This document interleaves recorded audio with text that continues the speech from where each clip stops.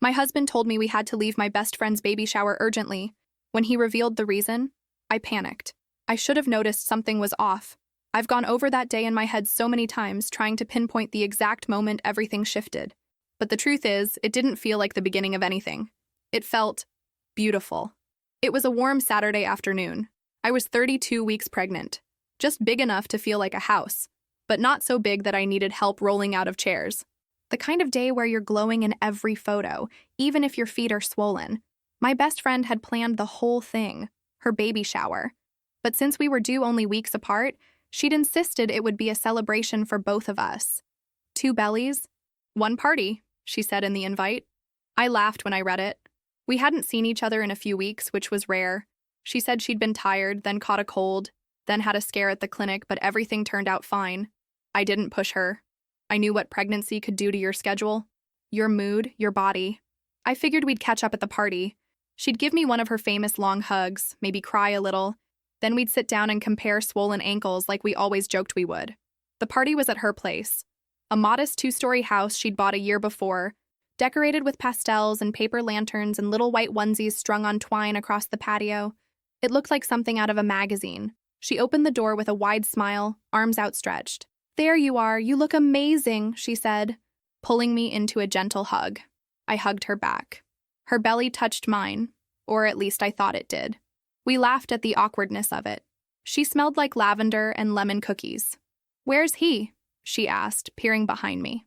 I turned. My husband was a few steps back, carrying a wrapped box and a reusable bag full of wipes and bottles. "There," I said. "My human stroller." She laughed again and waved him in. He offered a polite smile, not his usual one. He was a doctor, internal medicine, but he had a quiet intuition about people. He never said much unless something was wrong. I remember thinking he looked tired. Inside, the house was filled with soft music and a low hum of voices. Everything was color-coordinated, pinks and greens and soft golds. On the kitchen island, there were cucumber sandwiches, sliced fruit, cupcakes shaped like tiny bassinets. A white frosted cake read, "Almost there," in curly script. She had truly outdone herself. "Do you need to sit?" she asked, gesturing to a large armchair. "I'm fine," I said, but I sat anyway. She perched on a stool nearby, holding a mason jar of lemonade. People trickled in. Mutual friends, co-workers, a couple of her cousins. No one I didn't recognize. I smiled through small talk, answered all the usual questions about cravings and kicks, and what I thought labor would be like. I looked over at her often. She smiled when people asked her about her baby, patted her belly like clockwork, laughed at all the right times. But she didn't waddle, not like I did. Her feet weren't swollen. Her fingers looked normal. Her breathing wasn't shallow. I brushed it off. It wasn't until she stood to greet someone new that my husband leaned over and whispered, "We need to go soon." I blinked. "Why?" "I'll explain later." That's how he always spoke when something serious was happening. Calm, deliberate, short. But I waved it off. "Can we just stay until after she cuts the cake?" His jaw tightened. 15 minutes. Then we leave. I looked at him, searching his face. He didn't look angry. He looked alert. I excused myself to go to the bathroom and tried to shake the tension from my shoulders. Maybe he was tired. Maybe something at work had followed him home. I splashed water on my face and returned just in time to see her refusing a hug from one of her aunts. "Careful," she said, laughing nervously. "I'm feeling super sensitive today." She stepped back when the aunt's hand reached for her belly. Not rudely, just enough. It registered, somewhere in the back of my mind, but I didn't question it. She always hated people touching her. The cake was cut, the gifts opened. She cried when she saw mine, a soft pink blanket I'd hand-knitted over the last 3 months. "I love it," she said, holding it to her chest. "She'll sleep in this every night, I swear." I smiled. She had tears in her eyes. Then, almost as if on cue, my husband stood. "We're going," he said, his voice low but firm. She looked up, surprised. "All ready?" "I have a patient follow-up," he lied. I knew it was a lie. He wasn't on call. I stood anyway. My legs felt unsteady, like I was suddenly made of paper. I hugged her goodbye. She squeezed me tightly, her voice soft in my ear. "I'm so glad you came. Let's do a movie night soon. Just us." I nodded, but something in my stomach twisted. As we walked to the car, I could feel it building. The cold, quiet fear that only comes when someone else knows something you don't. We got in. He turned the ignition. For a moment, the only sound was the soft click of the air conditioner starting up. Then he looked at me. "She's not pregnant," he said flatly. My heart stopped. "What?" "She's faking it." I stared at him. My pulse began to roar in my ears. "That's insane." "I'm telling you as a doctor," he said. "There's no pregnancy, no swelling, no shifting center of gravity, no gait change, no vascular changes in her face. Her breathing's not restricted, and she flinched when someone touched her belly." I swallowed hard. "That doesn't mean—" "I've seen this before." He pulled out of the driveway. "In residency," he continued, "there was a case.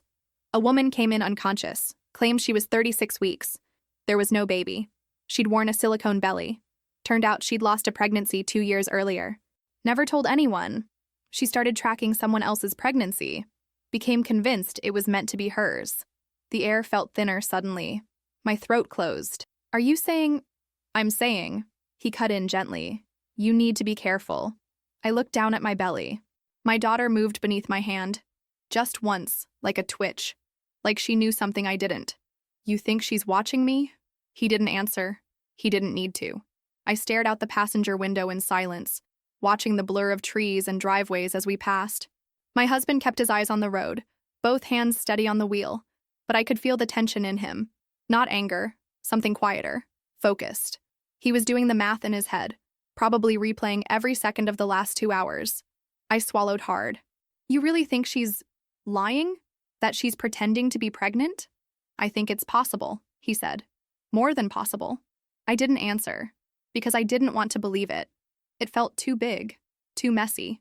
This was the girl who held my hair back while I threw up in the first trimester. The one who showed up at my door with mango slices and almond milk when I said I couldn't keep anything down. She cried when I told her I was having a girl. "She's my best friend," I whispered. He glanced at me briefly. "I know. That's what makes it so dangerous." I sat back in my seat and rested my hand on my stomach, needing the contact, needing the reminder of something real. My daughter moved again. Just a small flutter, but it grounded me. I closed my eyes and tried to breathe through the thoughts crowding in.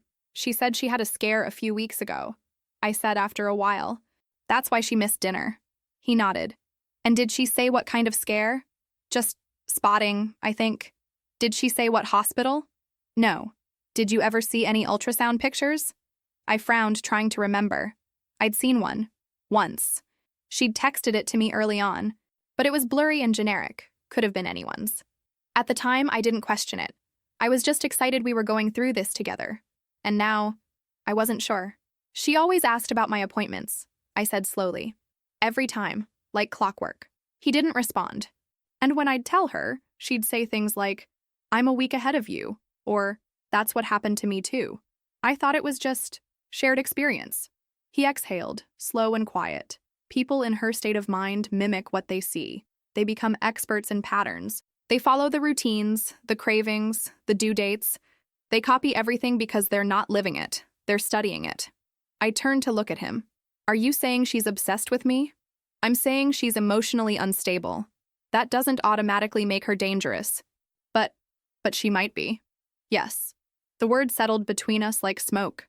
I tried to picture her now, back at the house, still smiling, still floating through her perfect shower. She'd cried when she opened the pink blanket I'd made, held it to her chest like it meant something. Maybe it did. Maybe it meant more than I realized. "She always asks if I'm alone," I said suddenly. "What?" "When she texts, she says things like, 'Are you by yourself?' Or, 'Is he home?' I thought she was just being considerate." He gripped the wheel tighter. "And when I told her I was picking a birthing center instead of a hospital, she kept asking about protocols, about who'd be allowed in the room, about pain meds and how fast the staff responded." "That's not normal curiosity," he said. "That's someone planning." My breath caught. "She asked me for my birth plan," I whispered. "Said she wanted to compare. I sent her mine." He didn't answer. Of course he didn't. I closed my eyes. It was like replaying a conversation from a dream and realizing it had been a nightmare all along. I thought back to one night in particular, weeks ago. She came over late, said she'd just gotten out of therapy and didn't want to go home yet. I let her in. She brought soup. I was too tired to eat, but she insisted. Stirred it for me. put a blanket over my legs while I sat on the couch. I fell asleep before I finished the bowl. When I woke up, she was gone. The bowl was rinsed. The lights were off. I remember thinking how kind that was. Now I wondered how long she stayed after I fell asleep, if she walked through the house, if she stood at the foot of my bed. I shook my head hard. She hasn't done anything to hurt me, I said out loud. Maybe to him, maybe to myself. Not yet. I flinched. But we don't wait for that part, he continued. We take distance. We stop giving her information. We lock down. Should we confront her? No, he said immediately. That could escalate it, especially if she believes she's doing nothing wrong. I nodded slowly. She always told me she had a name picked out, I said. But she never told me what it was. Just said she didn't want to jinx it. That's what people say when they don't have one. I leaned my head against the window and watched the sky go dim as we turned onto our street. He was right.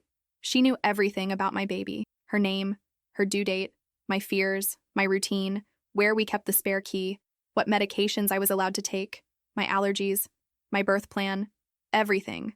And I didn't know the first thing about hers. Because there was nothing to know. That realization didn't come like a thunderclap. It settled slowly, like fog seeping into a room I thought was sealed.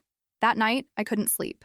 I laid awake long after he'd drifted off, one hand resting on my stomach, the other clinging to my phone like it might provide some sort of answer, or proof, or clarity. I didn't find any of that. What I found was a digital scrapbook of patterns I hadn't noticed before. I started with her feed. She'd always had a clean aesthetic. Neutrals, soft pinks, candids that looked accidental but clearly weren't. I scrolled down, months back, to when she first announced her pregnancy. A mirror selfie. Just her, facing sideways, one hand cradling a modest bump. The caption was vague. Love grows here. There were no tags. No location, no doctor's name, no ultrasound. I hadn't questioned it then. She'd told me personally just a few days before posting it. I was already 10 weeks along, barely showing, when she called me sobbing and said she had news. I remember holding the phone in one hand and a saltine in the other, laughing and crying at the same time. We'll be pregnant together, she said. We'll raise them side by side. That call had felt like a gift. Now it felt like something else entirely. As I kept scrolling, I noticed something I hadn't registered at the time. Her posts were always about the pregnancy, but never about a pregnancy process. She posted bump updates, but never ultrasound photos. Talked about kicks, but never about appointments. She never mentioned a doctor's name, never mentioned cravings or insomnia or back pain. No baby shower planning until she brought it up weeks ago. And then I found it. The gap. There was a period about 5 months ago where she didn't post for weeks. Just stopped cold, no stories, no captions, nothing. Before that, there had been some excitement. A few maternity outfit posts. A shot of a prenatal yoga mat. Then, silence. I clicked through our texts from around that same time. There were none. I'd messaged her a few times, asking how she was. She replied late, saying she was tired, dealing with migraines, resting offline. I remembered worrying a little, but I was so nauseated at the time that I didn't push it. I barely had the energy to shower. Then, about 6 weeks later, she was back. But something had changed. The photos became different. Same style. Same filters. Same soft lighting. But now her body was never fully visible. Only partial angles. Always the same corner of her apartment. The same wrap dress. Always alone. One of the most recent posts had been just a flat lay. Baby clothes. Folded neatly on a white bedspread. No context. The caption read, "Almost ready." It looked like a catalog shot. I checked the tags. None. Checked the comments. Nothing odd. Then I opened the image again and zoomed in. The clothes still had tags. A few still had the clear packaging lines visible. They hadn't been washed. She hadn't posted anything about a hospital bag. No car seat. No prenatal vitamins. But she knew what brand I was taking. She was the one who recommended it. I felt my throat dry up. I tapped over to her stories. Recent ones were just reposts of baby quotes. Affirmations, things like, "Strong mamas birth strong babies," and "I can't wait to meet you, little one." Nothing personal. No videos. No belly movement. No voice. My husband stirred beside me. I whispered. She stopped posting right when she would have lost it. He sat up slowly, rubbing his face. "What?" I turned the phone toward him. "Here," I said. "These are her posts before the silence. She looks genuinely pregnant. These are from after. Same dress, same background, but always cropped. never touching her stomach, never showing skin. He squinted at the screen. It's the same picture over and over. She never told me she lost the baby, but I think she did. I think she lost it, and just pretended she didn't. He didn't answer right away. He didn't have to, because we both understood what that meant. This wasn't someone acting out of jealousy. This wasn't just about envy or grief. It was delusion. It was replication. I remembered now, 2 months ago, I was at her place for tea. We were sitting on the couch, and I asked her if she wanted to feel the baby kick.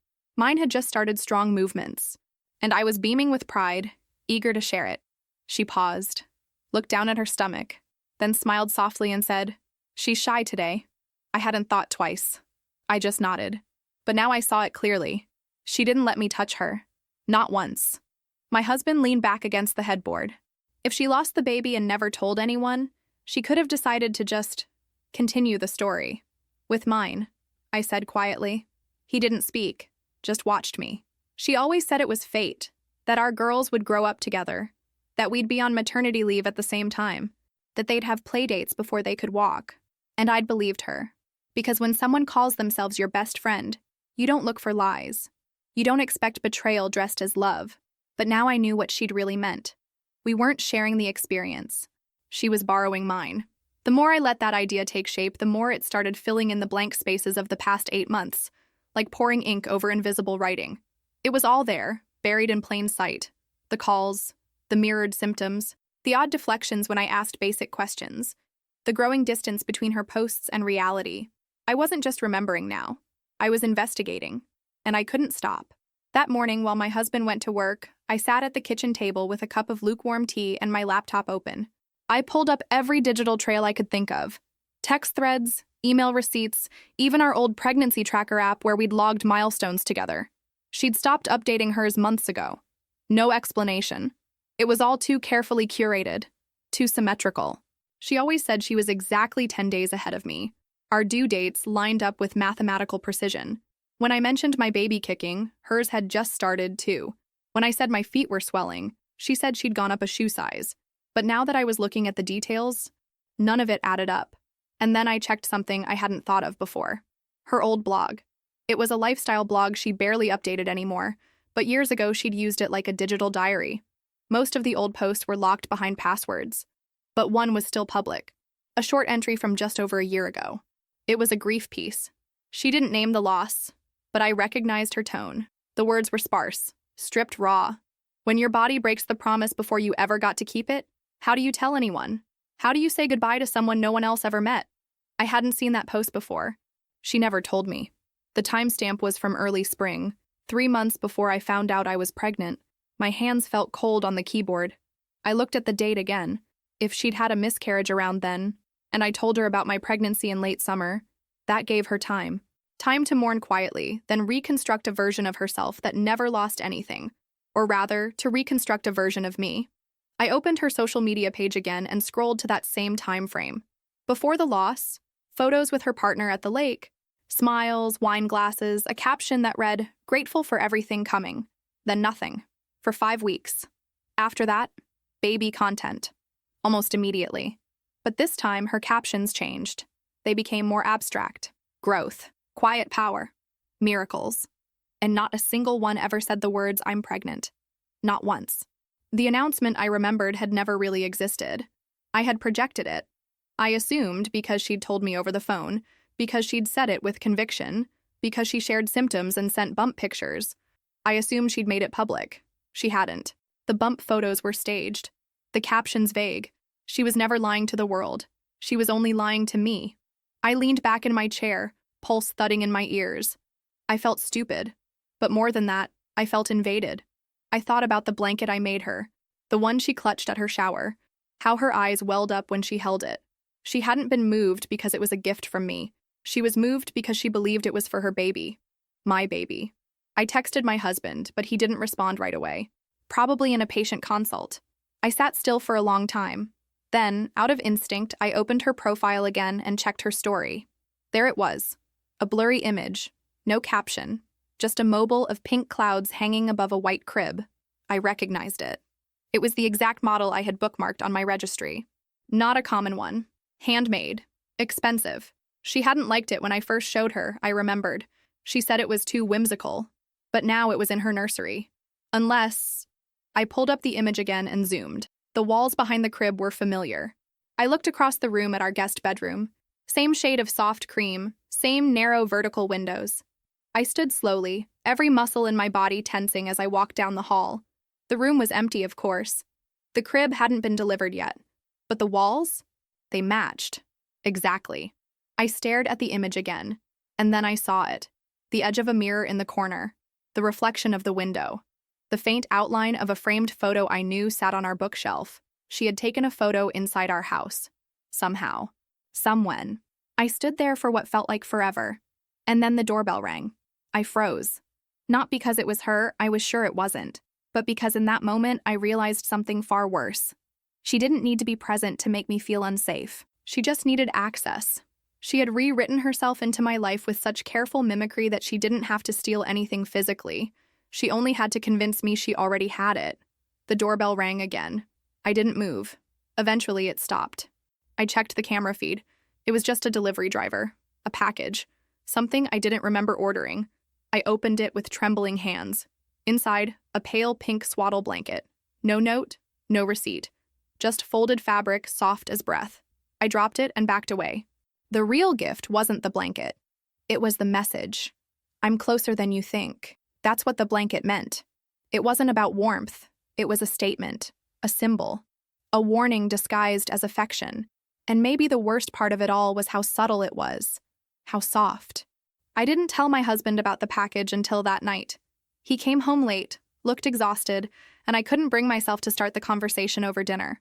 I waited until we were in bed, our daughter rolling under my ribs like she could sense something was wrong again.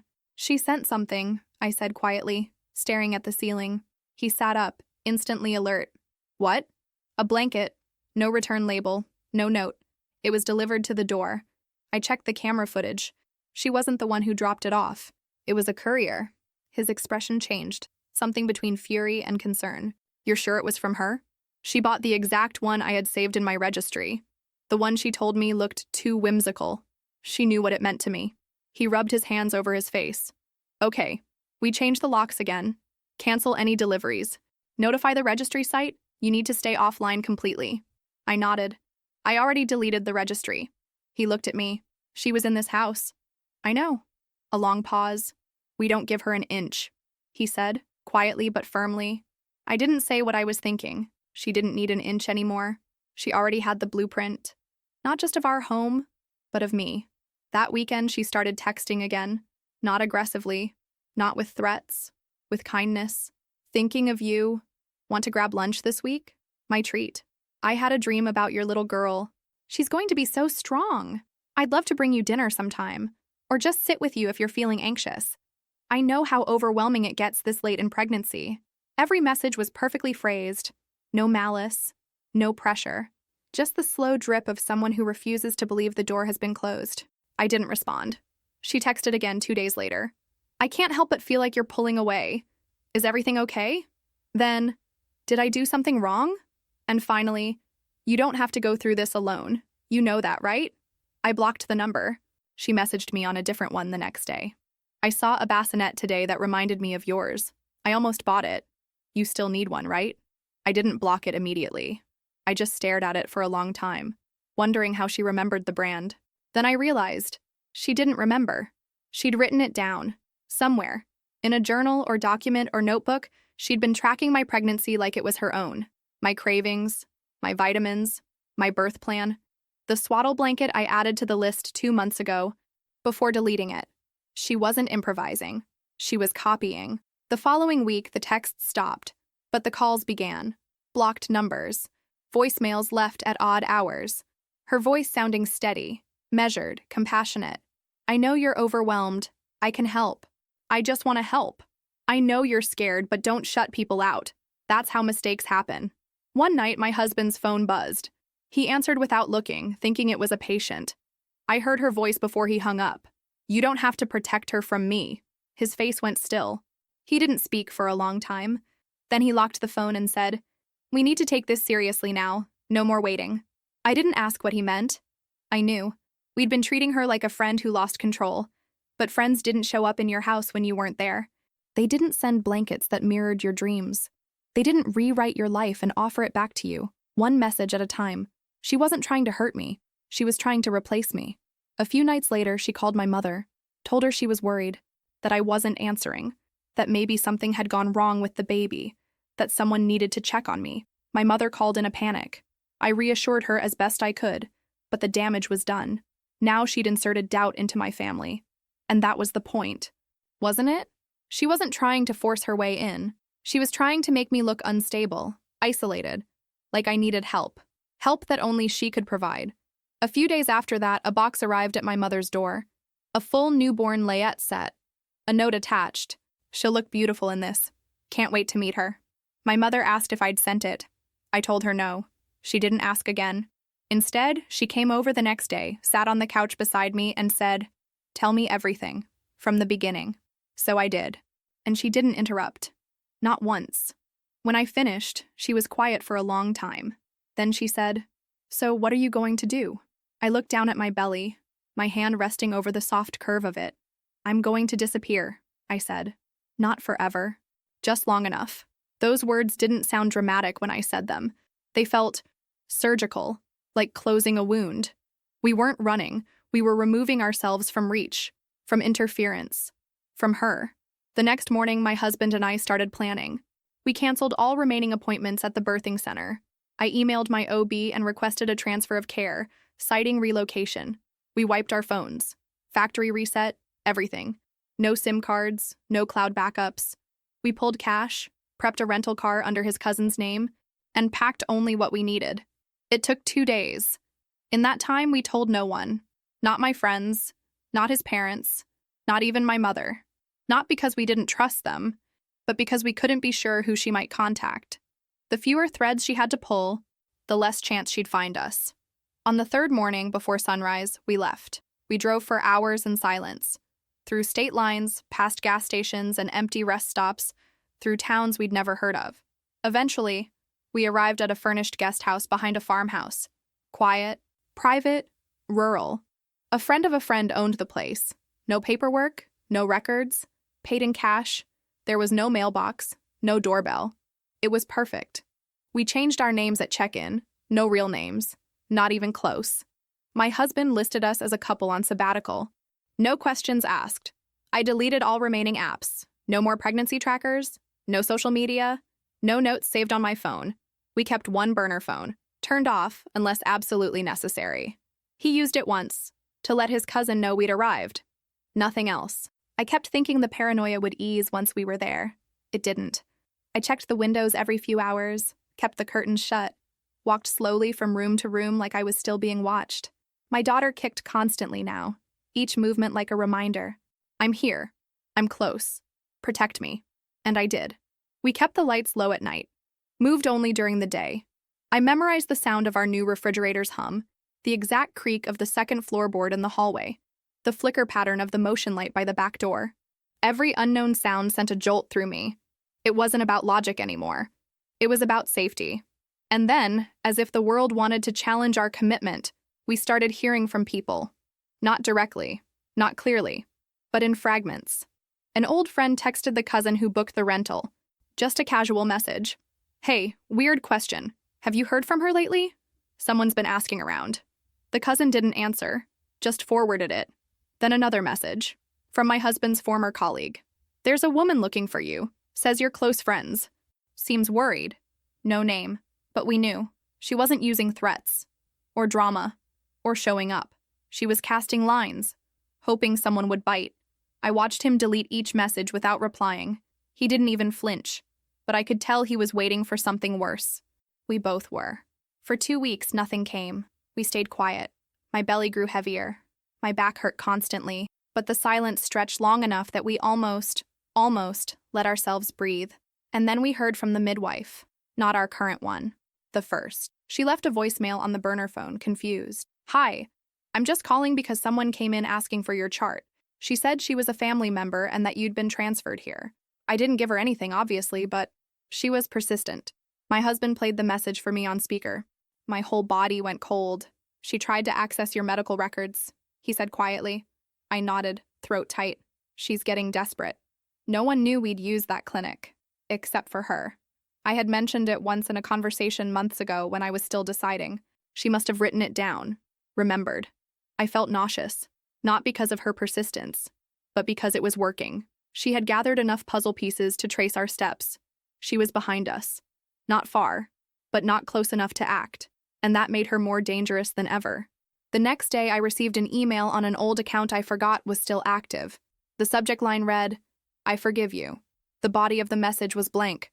I didn't reply. I didn't forward it. I just read it once and deleted it. That night, my husband sat beside me on the bed and asked, "Do you still think she's trying to hurt you?" I thought about it. I didn't feel like she wanted to hurt me. Not physically. Not directly. I think she wanted to be necessary. Indispensable. Like if she inserted herself deeply enough into my story, I wouldn't be able to cut her out. That I'd need her. Invite her back in. That I'd eventually hand her the one thing she couldn't fabricate. My daughter. "I think she believes she's helping," I said finally. "I think she really believes that." He didn't argue. Because that kind of belief is exactly what makes people dangerous. Especially when they start to lose control of the story. And she was losing it. We just didn't know yet how far she'd go to reclaim it. But we found out. It happened 5 days later. I was 38 weeks and a few days, on edge, swollen, constantly short of breath. We'd just finished breakfast when the burner phone rang. It hadn't made a sound in over a week. My husband picked it up. I watched his face change. "It's the clinic," he said, and put the call on speaker. It wasn't our new midwife. It was someone from administration. She sounded nervous. "Hi, I wanted to let you know there was an incident this morning." My husband glanced at me. She continued, "A woman came into the hospital claiming to be the mother of a newborn. She gave your name. She said you had the baby early and that there was a mix-up with discharge. She tried to convince staff the baby was hers." The room went still. She didn't get far. The hospital flagged the ID she gave, fake. When she couldn't produce any medical documentation or prenatal records, security stepped in. She became agitated and started screaming at one of the nurses. "What happened next?" he asked. "She collapsed. Psychologically, not physically. She was taken into custody under a 5150 hold." My breath caught. "Wait," I said, sitting forward. "She's in a psychiatric hold?" "Yes," the woman said. "She's being evaluated now. It'll be at least 72 hours, possibly longer, depending on what the attending determines." I felt like I was floating outside my own body. "Did she name us?" my husband asked. "Yes," she said. "Several times. She insisted the baby was hers and that you—" A pause. "That you were helping her, but then changed your mind. She said she forgave you."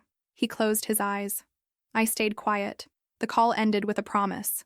They would notify us if she attempted contact again, that she wouldn't be released without a formal review, that she was no longer a loose thread.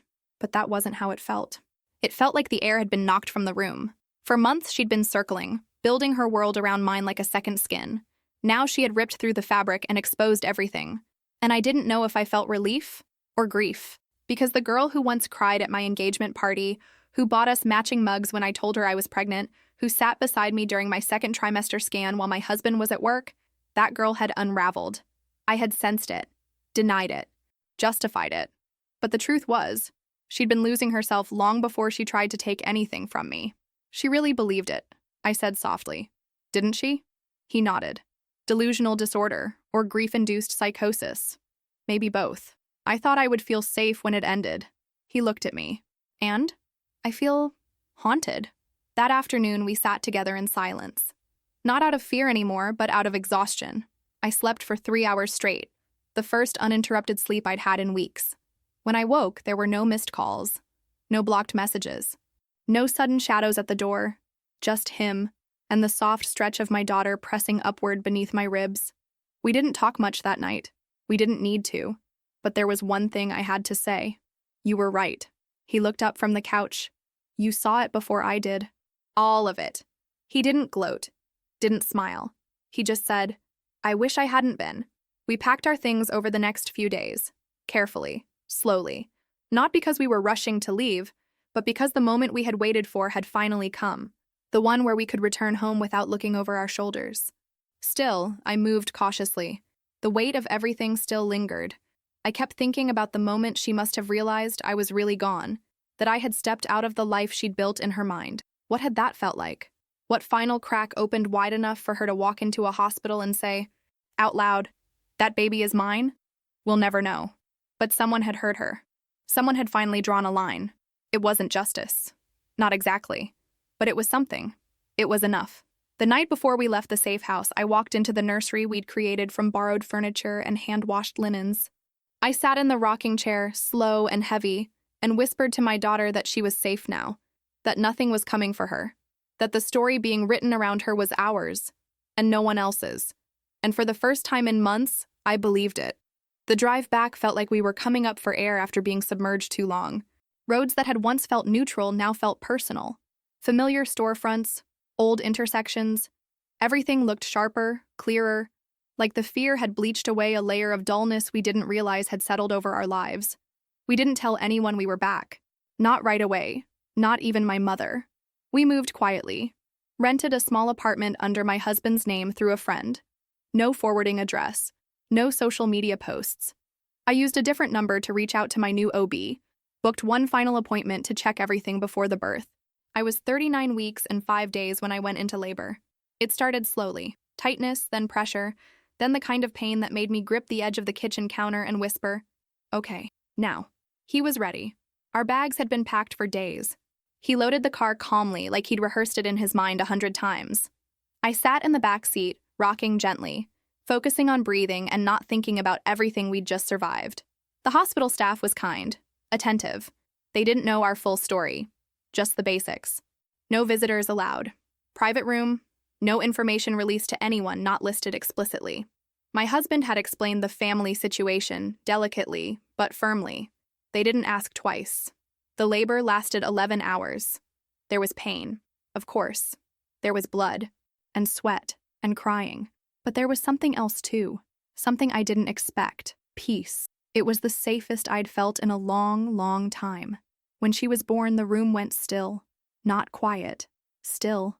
Like the world paused for a breath and whispered, "She's here." They placed her on my chest and everything dissolved. Fear, exhaustion, anger. She blinked up at me, eyes swollen and sleepy, her tiny fists curling in the air like she was stretching after a long dream. I didn't cry right away. I just held her and whispered her name again and again. He sat beside us and didn't say anything for a long time. Then he reached out and touched her hand and said, "We did it." And for the first time since this all began, I didn't feel like we were surviving something. I felt like we were starting over. We stayed in the hospital 2 nights. My vitals were strong. Her APGAR scores were perfect. Every time someone walked in the room, I tensed slightly, expecting a disruption. But it never came. The hours passed like water through fingers, slow but sure. On the second morning, I finally turned my phone back on. There were dozens of missed messages from my mother, all checking in. 2 from an old coworker. And one name I didn't expect to see. The hospital administrator. I hesitated before opening it. It was short. "She's been placed under long-term psychiatric observation. She won't be released until cleared by court-appointed evaluators. No attempts at contact have been made since the incident. You're no longer on any active concern list. Just thought you'd want to know. Be well." I showed my husband. He nodded once and deleted it. We didn't talk about her again that day. Not because it wasn't important, but because she had finally, been pushed far enough from our orbit that we didn't have to rearrange our thoughts around her anymore. When we got home, my mother met us outside the building. She didn't ask questions. She just wrapped her arms around me while I held my daughter in her carrier and whispered, "You did everything right." We didn't post photos for a week. When we finally did, just one image of her tiny hand curled around mine. I turned off comments. The caption was simple. "She's here, safe, ours." Nothing else. But I saw it the next morning. A like from a profile I didn't recognize. No picture, no posts. Just a vague username that could have belonged to anyone. Anyone. I showed him the screen. He shook his head. "Could be nothing," he said. I nodded. "But it could be her." He shrugged. "Doesn't matter." He was right. Because now, even if she was watching, she was doing so from the outside. And for once, we weren't looking back. But that didn't mean she vanished completely. Obsession leaves residue. On your habits, your thoughts, your routines. Even in peace, I found myself flinching at unexpected knocks, checking locks 3 times before bed, keeping the stroller handle wrapped tightly in my hand whenever we went outside. She was gone, but not erased. And that was the difference. Our daughter was nearly 6 weeks old when the first letter came.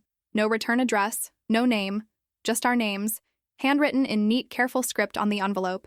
It was slipped into our mailbox directly, bypassing the postal system. My husband found it first and opened it without a word.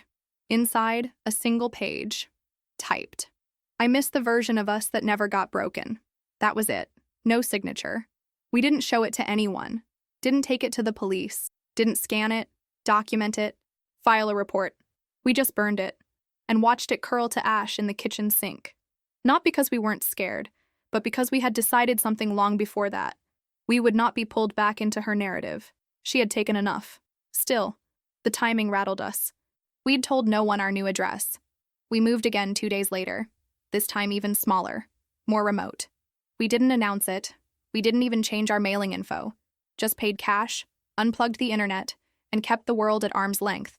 The silence returned, and with it, a kind of uneasy rhythm. We started seeing a therapist, a specialist in trauma dynamics, together and separately. It helped. She helped. She never once used the word crazy. She used words like disassociation, projection, fixation, words that made the situation feel clinical instead of cinematic. My husband talked more during those sessions than I'd ever heard him speak in our entire relationship. I talked less, because I didn't know how to describe the grief of losing someone who was still alive. That was the part no one prepared me for. She had been my best friend, the kind of friend who sat on the bathroom floor with me while I vomited, who cried when I did, who sent flowers after every OB appointment, and knew my Starbucks order by memory. And yet, all that closeness had been weaponized, used as scaffolding to build a reality where she got to live inside my skin, where she got to rewrite the rules, where my child became her ending. I didn't talk about that in therapy, not for weeks. But eventually, I did. And when I said it, I cried. Not because I was scared, because I was tired. Tired of carrying the weight of someone else's unraveling. The therapist said something I still think about often. Not all grief is yours to carry. You're allowed to lay down what doesn't belong to you. So I did. In small ways at first. I opened the curtains. I went for walks without scanning every face. I let myself laugh when my daughter kicked a sock off and giggled like it was a joke only she understood. I stopped checking our security cameras every morning, but I never deleted them. Because healing doesn't mean forgetting, it means adapting. The second letter came 2 months later. This time, it was left on the windshield of our car while we were inside a grocery store. No envelope, just a folded piece of paper, water-stained at the edges. She would have loved me. You know that, right? My husband found it. Didn't even show it to me until hours later. When he did, I didn't cry. I didn't scream. I just stared at it, then quietly shredded it and flushed the pieces. He watched me. Are you okay? No, I said honestly. But I'm getting better. We both were. We'd agreed early on that if she ever reached out in person again, if she broke the terms of her psychiatric release, we'd involve the authorities. Until then, we kept documenting, quietly, safely, letting time prove what emotion couldn't, that we were not playing her game anymore. And slowly, life began to return in shades. Our daughter rolled over for the first time on a rainy Thursday. She smiled when we sang off key. She hated socks, loved ceiling fans. We were building something new, something real. There were no baby showers, no shared mother-daughter playdates, no parallel pregnancies, just us, the three of us. One night, my husband asked, "Do you think she'll ever stop?" I didn't answer right away. Instead, I said, "Do you think she knows she needs to?" He didn't say anything, because that was the truth neither of us could admit. We weren't afraid she'd come back. We were afraid she'd never realize she shouldn't. And in the end, we were right. 3 months passed, then 4. There were no more letters, no knocks, no messages through mutual friends. The silence stretched so long it became suspicious in itself. Too clean, too complete. We started to think the obsession had found a new outlet, another subject to cling to, someone else to mimic or follow or fixate on. But it didn't feel like relief. It felt like the pause before an aftershock. And then, in the 5th month, the hospital called again. Not ours. A facility several counties away. My husband answered the phone, standing at the edge of the kitchen with our daughter asleep on his chest. His voice didn't change while he listened. It rarely did. He hung up and looked at me. "She's back in. Involuntary psychiatric hold," he said, calmly. I stopped stirring the bottle in my hand. "She did it again?" He nodded. "Went into an emergency room claiming she had a baby. told them someone stole her daughter at birth, insisted they run DNA tests. Staff flagged her immediately. This time, they didn't just hold her. They transferred her to a long-term inpatient psychiatric center. She was no longer considered a danger to others, but to herself. She didn't name us, he added almost gently. It felt like a strange kindness, a final act of erasure. For the first time since everything started, I sat down slowly and let it all sink in. Not with fear, not with adrenaline, but with an unsettling numbness. Like waiting for a ship to dock that had already sunk. She still thinks she had a baby, I said. He didn't reply, because he didn't have to. The truth had always been impossible to accept. Somewhere along the way, grief and longing and fantasy had collapsed in her mind. What began as imitation had spiraled into delusion, a version of motherhood so deeply embedded in her that she couldn't separate it from reality anymore. She wasn't trying to hurt me. She was trying to stay inside the only story that made sense to her. She never hated me, I whispered. Not really. She envied you, he said. And then she became convinced she was you. The line between love and obsession had vanished long ago. We updated our safety file, made a formal record with the hospital that she'd been admitted again. Nothing dramatic, just precautions. Not because we expected her to reach out again, but because trauma teaches you that quiet doesn't mean it's over. That night, after we put our daughter to sleep, I stood by the crib and stared at her for a long time.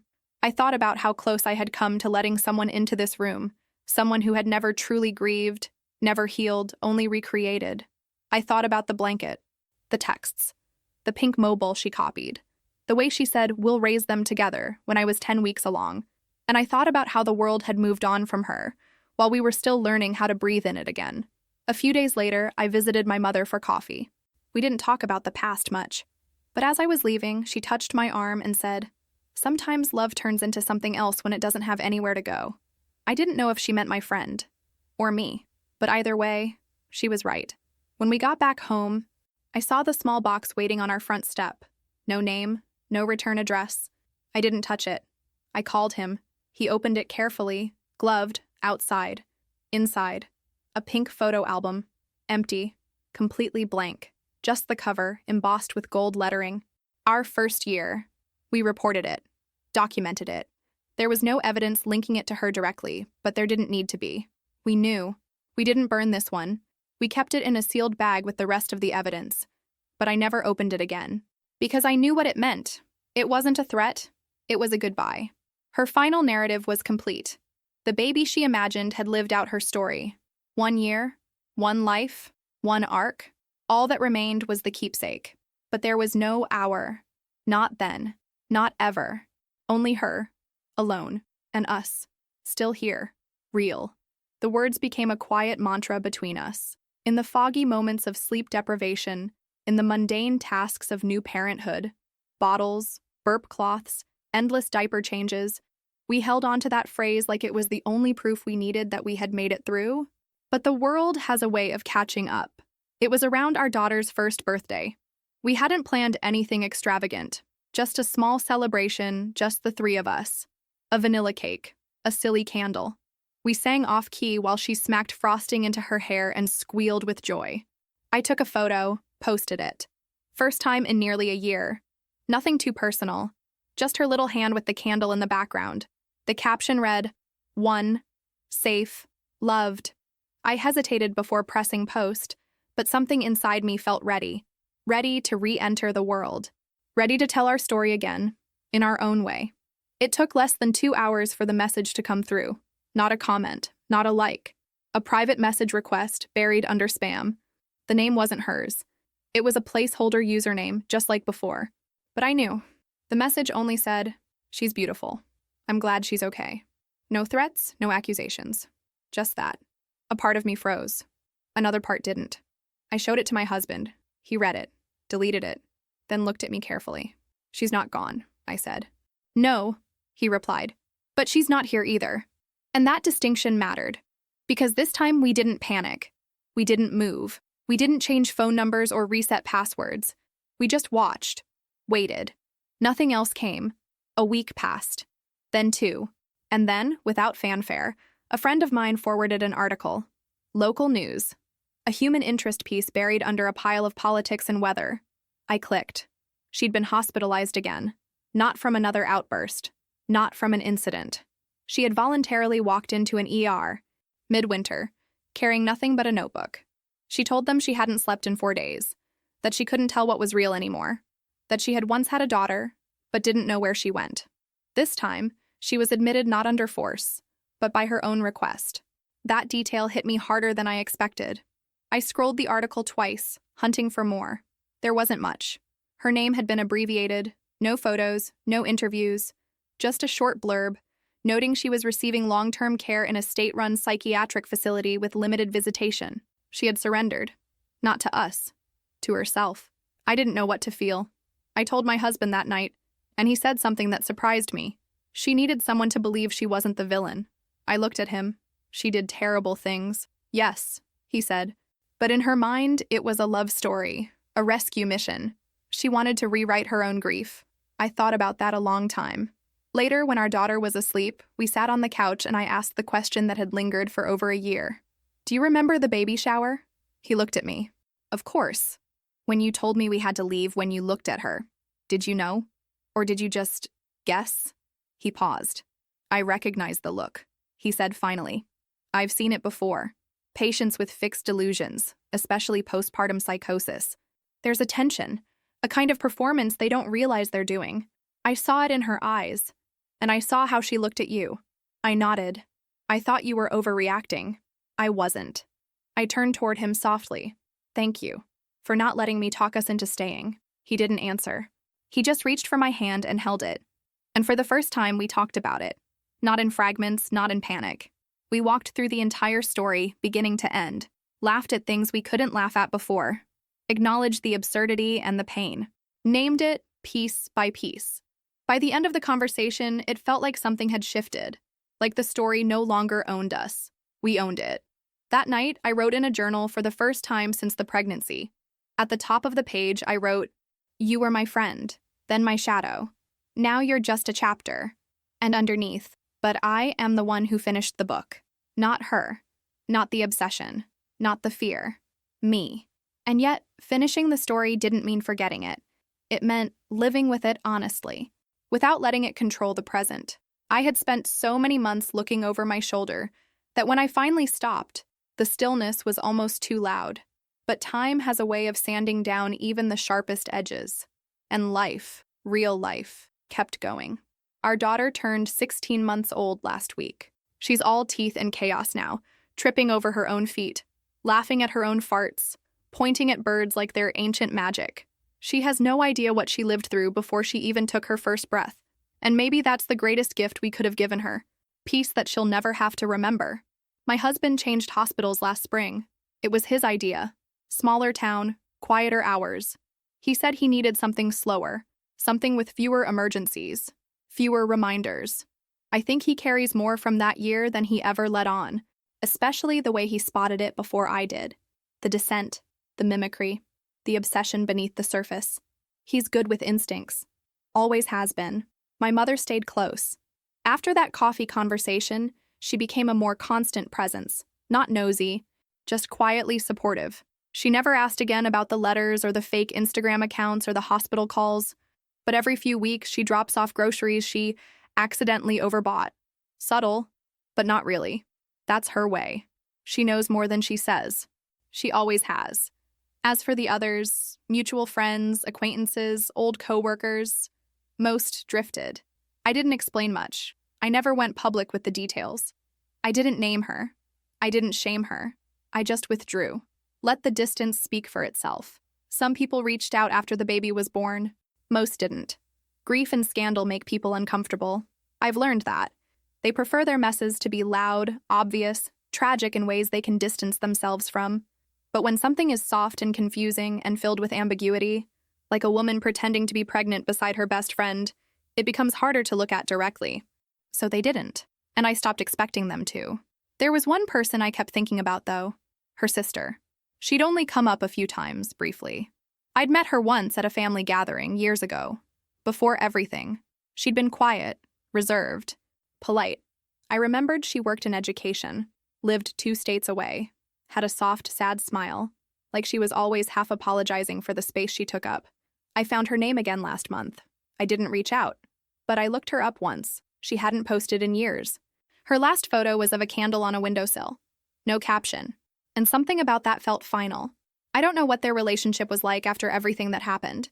I don't know if she visited the psychiatric facility, if she got a call, if she sent a letter back. But I hope she found peace too. Or at least closure. Some stories don't need confrontation. They just need to end. As for her, my former best friend, I don't think of her as often now. When I do, it's not with anger. It's not even fear. It's with distance. Like looking at a house I once lived in that no longer feels like mine. I still don't know the full truth of her delusion. Whether it began as calculated or unhinged. Whether she truly believed the baby inside me should have been hers. Or whether she just needed something to believe in after her world broke apart. But I know what she became. And what I nearly lost because I was too afraid to name it. There's no dramatic ending. She remains in care, as far as I know. We've had no further contact. No new letters. No shadows in windows. The last time her name appeared anywhere near ours was during a background check for my husband's new job. A flagged incident. Confidential. Redacted. Still, it came up. He was transparent. The hospital board signed off without issue. Good instincts, one of them told him. We laughed about it later. I don't think I'll ever tell our daughter the full story. Maybe one day, if she's grown and there's a reason, I'll explain. Carefully. Honestly. But for now, it's just a quiet part of our past. A chapter closed, a danger faced, a home rebuilt. She won't remember the locked windows, the silent moves, the cautious steps. She'll only know we loved her enough to protect her before she was even born. And if that's all she ever knows, that's enough. Because some victories aren't loud. They're whispered at 2 a.m. over a sleeping child's breath. They're the quiet ones. The steady ones, the ones no one sees. But they're real, and they're ours.